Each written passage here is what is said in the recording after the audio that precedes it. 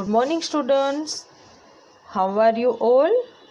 Hope you all are fine. મિત્રો, આજથી આપણે ગુજરાતી સેમિસ્ટર 2 ભણવાની શરૂઆત કરીશું. Lesson number 9 Navratri. તો મિત્રો, હું પાઠનું વાંચન પણ કરીશ અને સાથે સાથે તમને સમજાવતી પણ રહીશ. Lesson number 9 Navratri. નવરાત્રિનો તહેવાર આનંદ, ઉલ્લાસ અને માની ભક્તિનો તહેવાર છે. નવરાત્રિનો તહેવાર આસો સુદ એકમથી આસો સુદ નવમ સુધી ઉજવાય છે. આ તહેવારની ઉજવણી પાછળ એક ધાર્મિક માન્યતા રહેલી છે. હવે તમને બધાને ખબર છે કે હમણાં દિવાળીની પહેલાં જ નવરાત્રિનો તહેવાર ગયો, બરાબર?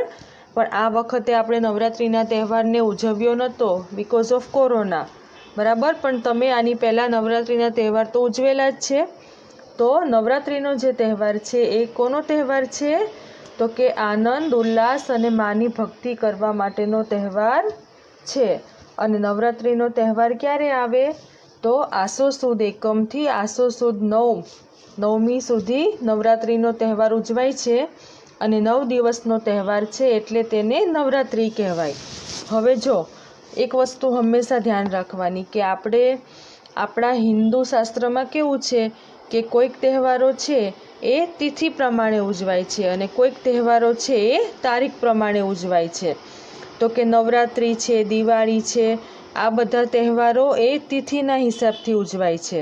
જ્યારે ઉત્તરાયણ છે તો એ તારીખના પ્રમાણે ઉજવાય છે. ઉત્તરાયણ ખબર છે તમને કે એવરી યર 14 જાન્યુઆરીએ જ આવે, બરાબર? તમે 14ના બદલે 13 જાન્યુઆરીને તમે ઉત્તરાયણ ના કહી શકો, બરાબર ને?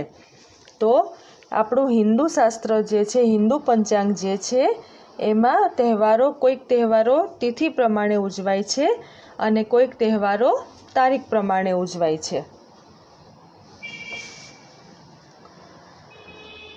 આ તહેવારની ઉજવણી પાછળ એક ધાર્મિક માન્યતા રહેલી છે. અંબા માએ મહિષાસુર રાક્ષસનો વધ કરવા તેની સાથે 9 દિવસ સુધી યુદ્ધ કર્યું હતું. 10મા દિવસે તેનો વધ થયો હતો. તેની ખુશીમાં વિજયાદશમી દશેરા ઉજવાય છે. આ દિવસે અસત્ય સામે સત્યનો વિજય થયો. હવે અંબા માતાએ મહિષાસુર રાક્ષસનો વધ કરવા તેની સાથે 9 દિવસ સુધી સતત યુદ્ધ કર્યું હતું અને 10મા દિવસે મહિષાસુરનો વધ થયો હતો. એટલે તેની ખુશીમાં આપણે વિજયાદશમી એટલે કે દશેરા ઉજવીએ છીએ. આ દિવસે અસત્ય સામે સત્યનો વિજય થયો હતો. તમને ખબર છે કે નવરાત્રિના 9 દિવસ પતે પછી જે 10મો દિવસ છે એને આપણે દશેરા કહીએ છીએ અને દશેરાની પણ ધામધૂમથી ઉજવણી કરીએ છીએ. લોકો 9 દિવસ સુધી માની ભક્તિ કરીને ઉપવાસ કરે છે. 8મા દિવસે હવન કરે છે. 9મના દિવસે માતાજીને નૈવેદ્ય થાળ ધરાવે છે. હવે તમે જોતા હશો કે ઘણા લોકોના તમે ઘરમાં જોયું હશે કે નવરાત્રિના ઉપવાસ પણ કરે છે. 9 દિવસ સુધી માની ભક્તિ, આરાધના અને ઉપવાસ કરે છે. પછી તમે જોયું હશે કે નવરાત્રિનો જે 8મો દિવસ હોય છે એટલે કે 8મનો દિવસ, એ દિવસે બધા જ માતાજીના મંદિરમાં હવન થાય છે અને એ દિવસે ઘણા લોકો એમના ઘરમાં પણ હવન કરતા હોય છે અને 8મના દિવસે માતાજીને નૈવેદ્ય ધરાવે છે. ઘણાના ઘરોમાં 9મના નૈવેદ્ય હોય છે. એ કેવું છે કે દરેક કુટુંબના જે રિવાજો ચાલ્યા આવતા હોય એ પ્રમાણે હોય છે, પણ જનરલી 8મ કે 9મના નૈવેદ્ય હોય છે. આ નૈવેદ્યમાં પણ દરેક કુટુંબમાં અલગ અલગ વસ્તુ હોય છે. કોઈને ખીર બનાવીને ધરાવતા હોય છે, કોઈને લાપસી ધરાવતા હોય છે કે કોઈને બીજી કોઈ વસ્તુ ધરાવતા હોય છે. આ બધી વસ્તુઓ કેવી છે કે દરેક કુટુંબના પ્રમાણે અલગ અલગ હોય છે, પણ માતાજીના નૈવેદ્ય 8મ અથવા તો 9મના થતા હોય છે.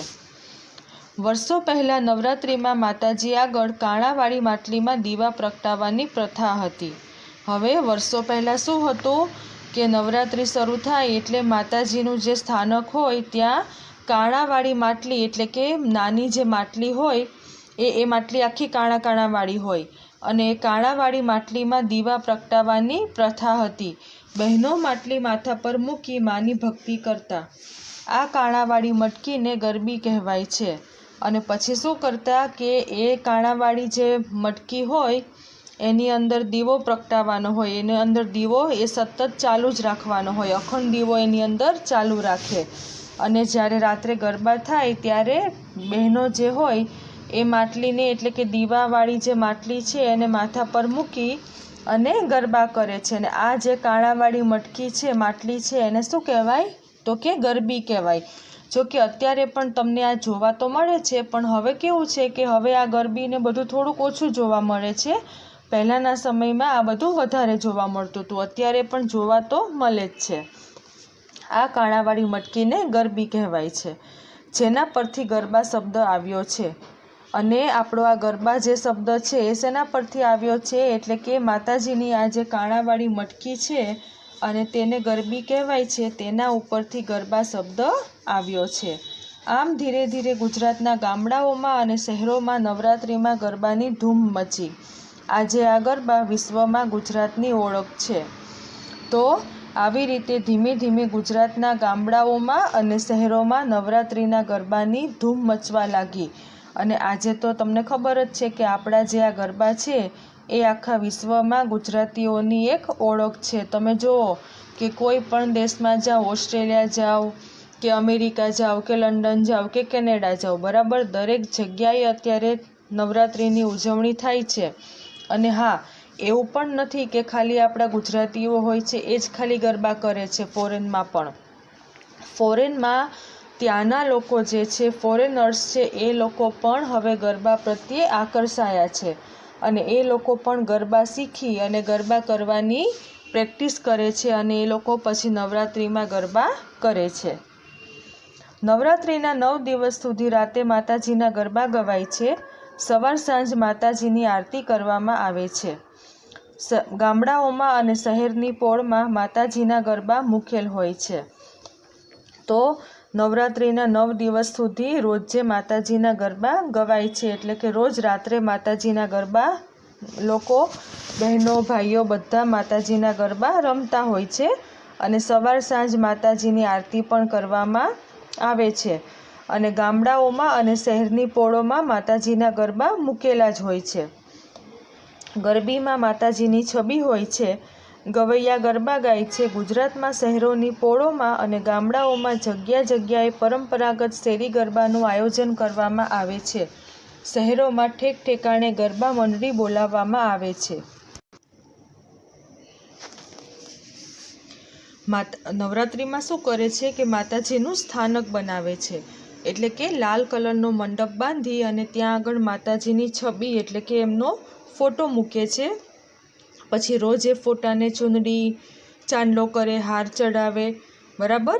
અને ત્યાં માતાજીનું સ્થાનક કરે છે. પછી ત્યાં માતાજીના સ્થાનક પાસે જ એક ગરબી મૂકેલી હોય છે.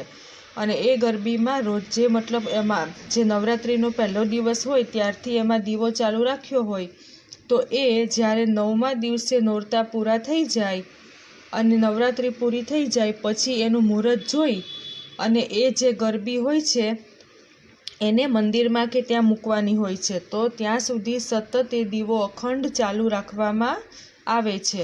અને એ માતાજીનું જે સ્થાનક બનાવ્યું હોય છે ત્યાં સવારે અને સાંજે આરતી થાય છે. અને માતાજીને પ્રસાદ ધરાવી થાળ પણ થાય છે. અને રોજે રાત્રે માતાજીનું એ સ્થાનક છે એની ફરતે ગવૈયા એટલે કે જે ગરબા રમનારા લોકો છે એને શું કહેવાય? ગવૈયા. તો કે માતાજીના સ્થાનકની ફરતે એટલે કે ગોળ ગોળ ગવૈયા ગરબા ગાય છે. અને એ લોકો એવી રીતે નવરાત્રિની ઉજવણી કરે છે. તમે જુઓ કે ગામડાઓમાં પણ શેરી ગરબાનું બહુ જ મોટા પાયે આયોજન થાય છે. અને આપણે અહીંયા તમે જોતા હશો કે અમદાવાદ કે કોઈ બી શહેર હોય તો એની દરેક સોસાયટીઓ, એની દરેક પોળમાં બધી જ જગ્યાએ ગરબાનું સરસ મજાનું આયોજન કરવામાં આવે છે. અને હવે તો આપણે જોઈએ છીએ કે બધી જ ક્લબમાં, બધા પાર્ટી પ્લોટોમાં એ લોકો પણ ગરબાનું આયોજન કરે છે. અને દરેક જગ્યાએ જ્યાં જ્યાં ગરબા થતા હોય છે ત્યાં ગરબા મંડળી એટલે કે ગરબા ગાવા માટે સંગીતકારોના એક ગ્રુપને બોલાવવામાં આવે છે. જે લોકો એ લોકો ગાય છે અને બાકીના ખેલૈયાઓ ગરબા રમે છે. ગાયક કલાકાર મધુર કંઠે ગરબા અને રાસની સાથે સાથે ફિલ્મી ગીતો પણ ગાય છે. મોડી રાત સુધી ગરબાની રમઝટ જામે છે. વિવિધ સ્પર્ધાનું આયોજન થાય છે. હવે તમે જુઓ કે ગાયક કલાકારો જે આવે છે એ લોકોનો સરસ મજાનો મીઠો અવાજ હોય, એ અવાજમાં એ લોકો ગરબા અને રાસ રમાડે છે. એટલે કે ગરબા અને રાસ એ લોકો ગરબા ગાય છે એમના સરસ મજાના અવાજથી, એટલે બાકીના લોકો ખેલૈયાઓ એ ગરબા રમે છે. અને એ ગાયક કલાકારો હોય છે એ લોકો ફિલ્મી ગીતો પણ ગાય છે. એટલે કે ગાયક કલાકાર તેમના મધુર કંઠે ગરબા, રાસ અને સાથે સાથે ફિલ્મી ગીતો પણ ગાય છે અને ખેલૈયાઓ ગરબા રમે છે. આવી રીતે મોડી રાત સુધી ગરબાની રમઝટ જામે છે. વિવિધ સ્પર્ધાનું આયોજન થાય છે, જેમ કે વેશભૂષા, આરતી સજાવટ, ગરબા હરીફાઈ વગેરે. મોટેરા અને બાળકો ગરબા હરીફાઈમાં ભાગ લેવા માટે 2 મહિના આગળથી જ ગરબા વર્ગમાં જઈને તાલીમ મેળવે છે. હવે તમે જોયું હશે કે અલગ અલગ સોસાયટી ને પોળ ને પાર્ટી પ્લોટ ને ક્લબ ને બધું હોય છે, તો ત્યાં આગળ વિવિધ બધી સ્પર્ધાઓ એટલે કે કોમ્પિટિશન પણ થતી હોય છે, જેમ કે વેશભૂષા, આરતી સજાવટ, ગરબા હરીફાઈ વગેરે. પછી આ બધામાં જે વિનર હોય, આ સ્પર્ધામાં જે વિનર હોય, જે જીત્યું હોય સ્પર્ધા, એને ઇનામ આપવામાં આવે છે. તો મોટા લોકો અને નાના બાળકો પણ ગરબા હરીફાઈમાં ભાગ લેવા માટે આપણે જોઈએ છીએ કે 2-3 મહિના અગાઉથી જ ગરબાના ક્લાસીસ શરૂ થઈ જાય છે. બરાબર? તો ગરબા હરીફાઈમાં ભાગ લેવા માટે મોટા લોકો કે નાના બાળકો બધા જ નવરાત્રિના 2 મહિના પહેલાંથી જ ગરબા વર્ગમાં જઈ અને તાલીમ મેળવે છે. એટલે કે ગરબાના ક્લાસીસ કરી અને અવનવા સ્ટેપવાળા ગરબા શીખે છે. ગરબો એ ગુજરાતનું આગવું લોકનૃત્ય છે. ગુજરાતમાં નવરાત્રિનું વિશેષ મહત્ત્વ છે. નવરાત્રિ ગુજરાતનું મોટામાં મોટો 9 રાત સુધી ચાલતો ધાર્મિક તહેવાર છે. ગુજરાત સરકાર દ્વારા પણ વાઇબ્રન્ટ નવરાત્રિ કાર્યક્રમ હેઠળ આ ઉત્સવની ધામધૂમથી ઉજવણી થાય છે. હવે ગરબો છે એ ગુજરાતનું એક આગવું લોકનૃત્ય છે.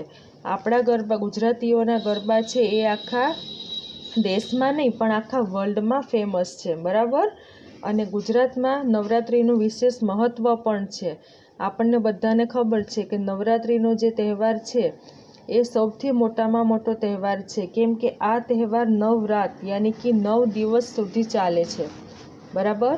તમે જુઓ કે દિવાળી છે તો એ 5 દિવસમાં પતી જાય. પછી હોળી ધૂળેટી છે તો એ 2 દિવસમાં પૂરું થઈ જાય. પણ નવરાત્રિ જે છે એ સૌથી મોટામાં મોટો તહેવાર છે.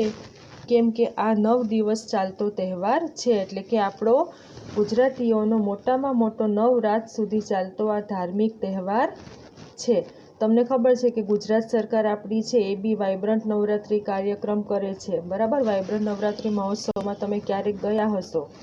જો કે આ વખતે કોરોના હતો એટલે આ કોઈ ઉત્સવો થયા નહોતા, પણ હોપ સો કે નેક્સ્ટ યર કોરોના ન હોય તો આ બધા જ મહોત્સવ પાછા તમને જોવા મળશે. એટલે કે આપણી ગુજરાત સરકાર છે એ પણ ગરબાને એટલું જ મહત્ત્વ આપે છે અને એટલે જે વાઇબ્રન્ટ નવરાત્રિ જેવા કાર્યક્રમો કરી અને ગરબાની ઉજવણી કરે છે. પશ્ચિમ બંગાળમાં દુર્ગા મહોત્સવ ઉજવાય છે. આ મહોત્સવમાં મા કાલીનું પૂજન કરવામાં આવે છે. બંગાળી લોકો આ તહેવારને ખૂબ ધામધૂમથી ઉજવે છે. હવે પશ્ચિમ બંગાળમાં આ જે દિવસો છે ત્યારે ત્યાં દુર્ગા મહોત્સવ ઉજવાય છે. બરાબર? અને આ જે દુર્ગા મહોત્સવ હોય છે એમાં કાલી માતાનું પૂજન કરવામાં આવે છે. અને બંગાળી લોકો હોય છે એ લોકો પણ આ તહેવારને ખૂબ જ ધામધૂમથી ઉજવતા હોય છે. નવરાત્રિ માત્ર ગુજરાતમાં જ નહીં પણ દેશ વિદેશમાં પણ ધામધૂમથી ઉજવાય છે. નવરાત્રિમાં જગદંબાની આરાધનાનું, ઉપાસનાનું પર્વ છે. હમણાં જ આપણે વાત કરી કે નવરાત્રિ માત્ર અને માત્ર ગુજરાતમાં જ નહીં પણ ગુજરાતની બહાર પણ, એટલે કે આપણા દેશમાં અલગ અલગ રાજ્યોમાં તો ખરું, પણ આપણા ભારત દેશની બહાર વિદેશોમાં પણ નવરાત્રિની ધામધૂમથી ઉજવણી થાય છે. નવરાત્રિનો તહેવાર છે એ તો હવે ફોરેનર્સ પણ, એટલે કે જે વિદેશમાં રહેતા વિદેશી લોકો છે એ લોકો પણ આપણો નવરાત્રિનો તહેવાર ધામધૂમથી ઉજવે છે. નવરાત્રિનો તહેવાર છે એ મા જગદંબાની આરાધના, ઉપાસના અને ભક્તિ કરવાનું પર્વ છે. બાળમિત્રો, ચાલો આપણે પણ ગરબાના તાલે ઝૂમીએ, આપણું પણ મન બોલી ઉઠશે, અંબા આવે તો રમીએ, અમને રમતા ન આવડે. હવે મિત્રો આપણે પણ ગરબાના તાલે ઝૂમવાનું છે, બરાબર? આપણું પણ મન બોલશે. તમને ખબર છે ને કે નવરાત્રિનો તહેવાર હોય એટલે જેવા નવરાત્રિના ગરબા શરૂ થાય એટલે આપણા પગમાં થનગનાટ થવા લાગે કે હું ક્યારે ગરબા કરું, બરાબર? હવે આ વખતે તો શું થયું કે કોરોના હતો એટલે તમને કોઈને ગરબા રમવા મળ્યા નહીં હોય, કદાચ કોઈક ઘરમાં એમનેમ રમ્યા હશે તો ખબર નહીં, બાકી તો આ વખતે કોઈ ગરબાની ઉજવણી થઈ નથી. પણ આપણે એક જ પ્રાર્થના કરીએ ભગવાનને, માતાજીને કે આ કોરોના ફટાફટ આપણા ત્યાંથી જતો રહે, એટલે કે આખી દુનિયામાંથી જતો રહે. તો આપણે બધા જ તહેવારો ફરી પાછા સારી રીતે તેની ઉજવણી કરી શકીએ. નવરાત્રિનો તહેવાર છે એ કેવું છે કે નાના મોટા બધાને ગમતો તહેવાર છે. જેવા નવરાત્રિના ગરબા વાગે એટલે આપણા મનમાં એક અલગ પ્રકારનો આનંદ આવે છે કે હું હવે ફટાફટ ગરબા કરવા જાઉં, બરાબર? અને ગરબા પૂરા થાય ત્યારે આપણને આમ એવું થાય છે કે અરે યાર કેમ આજનો દિવસ પતી ગયો. તો નવરાત્રિનો તહેવાર છે એ નાના મોટા બધા જ લોકો સરસ રીતે તેને ઉજવે છે. Thank you.